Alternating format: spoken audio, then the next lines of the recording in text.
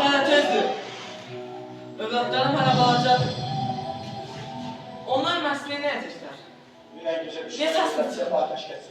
Əkbər, İslam, Sübhan.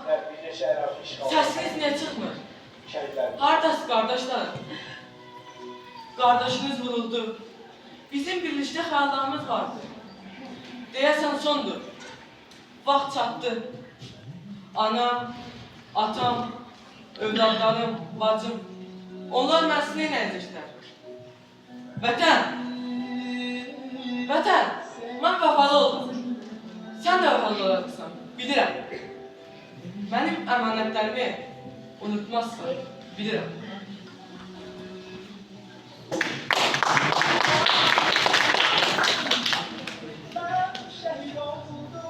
Mən şəhidəm, ölməmişəm. Qarabağın dağlarında çiçək olub açıram mən. Mən şəhidəm, ölməmişəm. Günəş kimi vətənimin sabahına parlaq işıq saçıram mən. Mən şəhidəm, ölməmişəm. Şəhidlər ölməzdir axı. Yaşayıram, ölməmişəm. Dönüb vətən torpağıma, sarılaraq bayrağıma qovuşmuşam. Mən şəhidəm, ölməmişəm. Külək olub qarışmışam, vətənimə.